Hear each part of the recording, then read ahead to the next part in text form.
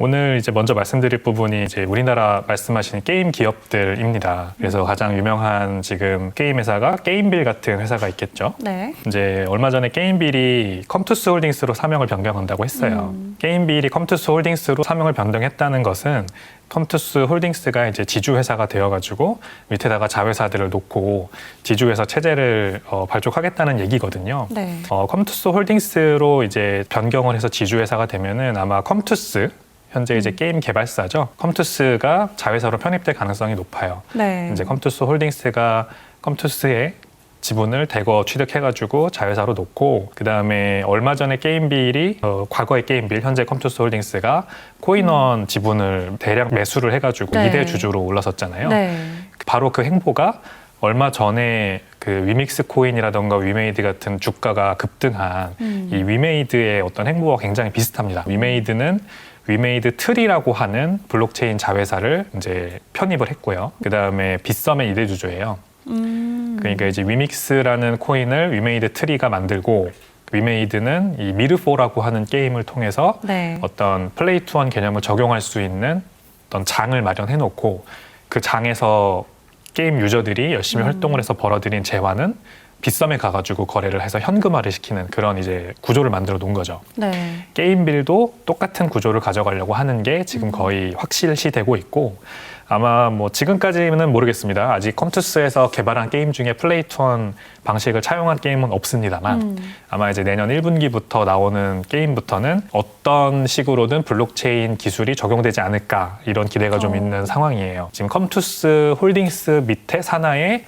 블록체인 관련된 기업이라고 하면은 하이브 같은 회사가 있는데 이 하이브라는 회사가 뭐 플랫폼이에요. 네. 블록체인 개발 회사나 뭐 그런 건 아니고 이제 뭐 NFT도 다룰 수 있고 뭐 가상화폐도 다룰 수 있는 그런 플랫폼인데 어쨌든 이 회사를 이용해서 블록체인 기술을 솔루션을 개발한 다음에 이거를 게임에다 얹지 않을까. 그리고 거기에서 발행된 코인은 코인원으로 가서 거래할 수 있게 하지 않을까. 이런 지금 구조가 예상이 되는 상황입니다. 네. 이 게임빌부터 위믹스. 사실 게임빌이 이번에 컴투스로 사업명을 리브랜딩 하면서 이 페이스북의 메타 리브랜딩 사건이 바로 좀 연상돼서 생각이 나더라고요. 어떻게 보면은 미래 먹거리를 준비하기 위해서 굉장히 좀 공격적으로 행보를 펼쳐가고 있는데 왜 그렇게 유독 게임 산업에서 이 블록체인의 눈독을 들일지도 궁금해요. 혹시 그 ETF 중에 게임 ETF 중에 네. 뭐가 유명한지 혹시 아시나요, 은주님? 몰라요. 좀 유명한 ETF들이 몇 개가 있는데 네. 그 중에서도 가장 큰 ETF 중에 웨드부시라는 게 있어요. 이제 티커로는 GAMR일 겁니다. GAMR ETF 이름인데 네. 글로벌에서 막 1등, 2등 왔다 갔다 하는 그런 큰 ETF예요. 게임 종목들을 전문적으로 담고 근데 이제 다른 ETF 종목들과 비교를 해보면 그 다른 ETF들은 미국 ETF들이죠, 전부 다. 네. 뭐 유니티 소프트웨어, 로블록스, 뭐 우리가 익히 알고 있는 그런 메타버스 개념의 게임들. 네. 마이크로소프트도 요즘 메타버스 관련주로 굉장히 핫하죠. 네. 이제 이런 것들이 다 담겨 있는 반면 제가 방금 소개해드린 이 GAMR은 1등 보유 종목이 위메이드, 그다음에 3위에 컴투스, 4위에 펄어비스 이렇게 들어가 있습니다. 국내 게임사들이네요. 네, 다 아는 이름들이죠. 네. 이 국내 게임사들이 미국 ETF 중에서도 가장 큰 규모의 게임 ETF에 들어가 있다는 걸 한번 주목해볼 필요가 분명히 있고요. 네. 바로 이런 부분인 것 같아요. 블록체인에 대한 어떤 가능성을 논하기 먼저 전에 이 방금 소개해드린 위메이드, 컴투스, 펄어비스 같은 국내 게임사들이 네. 글로벌에서 굉장히 선전하고 있었다. 기존에도. 그래서 지금 중국과 한국을 제외하고 글로벌 유저들이 뭐 100여 개 국가에서 다 들어오고 있는 회사들이에요. 그리고 제가 솔직히 게임을 해보지는 못했지만 이 회사들의 네. 이 게임을 하는 유저들 층이 굉장히 두텁고 국가도 되게 다변화돼 있고 말하자면은 어떤 플랫폼으로서 계속 그 플랫폼에 접속해 있는 사용 시간이라고 할까요? 일별 사용 시간도 굉장히 긴 걸로 알고 있어요. 말하자면 게임의 중독성이 그 짙다는 것이죠. 이제 이런 게임 내에서 내가 개인적으로 뭔가 활동을 할 수 있는 자유도라던가 네. 말하자면 중독성이 강하게 부여돼가지고 내가 그 게임 안에서 활동을 하는 것만으로도 하루에 몇 시간을 보낼 수 있는 그런 상황을 이 게임사들이 잘 제공을 하고 있었던 것 같고요. 네. 말하자면 리니지 같은 게임들과 좀 비교가 됩니다. 이제 제가 어렸을 때 주로 했던 게임은 리니지나 뭐 바람의 나라나 혹은 뭐 더 나아가면은 뭐 네. 더 과거로 가면은 네. 혹시 그런 거 들어보셨나요? 네. 뭐 서풍의 광시곡. 처음 들어봐요. 저는 주니어 네이버 주니어에서 동물농장 게임밖에 안 해봐가지고. 네, 죄송합니다. 귀여운 게임을 되게 하셨었네요. 네, 네. 리니지 같은 게임들이 대표적으로 국내에서 히트쳤던 이제 국내용 게임으로 유명하잖아요. 근데 이제 이런 게임은 뭔가 플레이어의 자유도가 그렇게 높지 않아요. 뭔가 정해진 한정된 그런 세계 안에서 네. 퀘스트를 깨고 캐릭터를 키워나가면서 뭐 다른 사람들과 협업도 할 수 있지만 어떤 한정된 약간 그런 시간과 어떤 공간이라는 제약이 있었던 반면 네. 최근에 이제 좀 완전 극단에 있는 게임이 뭐냐면 로블록스예요. 바로 제 조카가 얼마 전에 그 추석 때 네. 핸드폰으로 계속 그 로블록스 게임을 하는 걸 봤어요. 정말요? 근데 진짜 재미없어 보여요. 그래서 아무리 내가 좀 해볼게 하고서 해봤는데 네.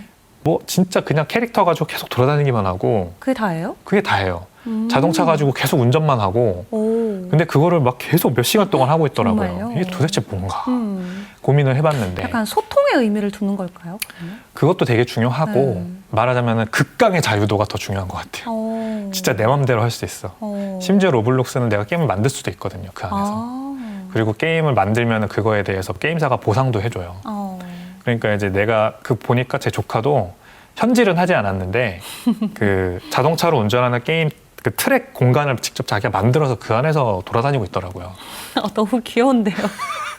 그리고 자기 친구들을 거기 초대해서 우와. 같이 레이싱하자 이제 이러고 있더라고요.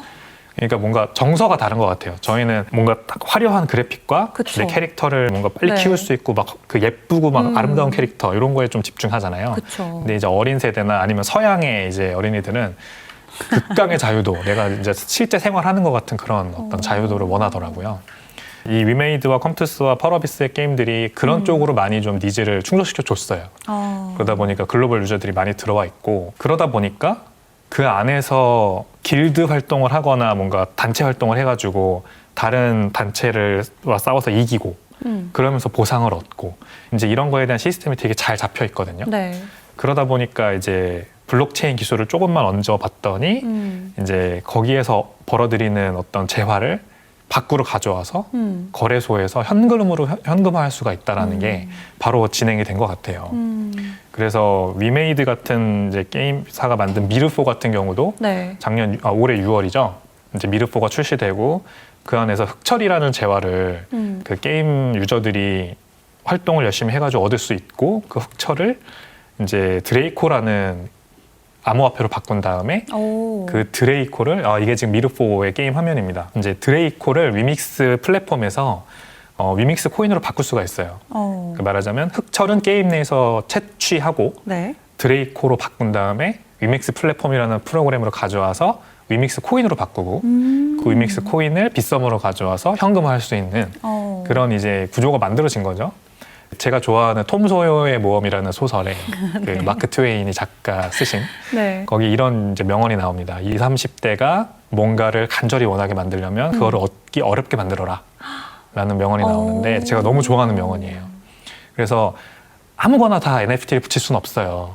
그거에 가치를 부여한다고 해서 가치가 되는 건 아닙니다. 그러니까 이 게임 미르4라는 게임은 흑철이라는 거를 아주 얻기 어렵게 만들어 놨어요. 사람을 모아야 되고 모아서 다른 단체와 싸워서 이겨야 되고 그래야 흑철을 얻을 수 있는 그런 어떤 가치가 있는 거네요. 맞아요. 내가 가치를 충분히 느낄 수 있게끔 생태계를 만들어 놓으니까 그것에 이제 어떤 현금화할 수 있는 가치가 생기는 것이죠. 그래서 미르4가 성공했고 이거의 전철을 밟아서 아까 그 GAMR ETF에 담겨 있던 컴투스나 펄어비스도 잘 해내지 않을까 이런 이제 기대감이 횡배해 있는 겁니다. 그래서 이제 양사 위메이드 주가도 최근에 많이 오른 거 다들 아시잖아요. 그쵸. 위맥스 코인 주가도 많이 네. 코인 가격도 많이 올랐고 네. 컴투스 주가도 뭐 원래 시총이 한 1조 5천억 정도 됐는데 지금 거의 2조 가까이 올라갔고요. 게임빌 컴투스 홀딩스로 바꾼 게임빌 주가도 10만 원을 넘었죠. 그래가지고 원래 시총은 5천억 원대였는데 지금 7천억 원대까지 넘게 올라갔습니다. 불과 이게 뭐 몇 달 전만 해도 2천억 원대의 시가총액이었어요.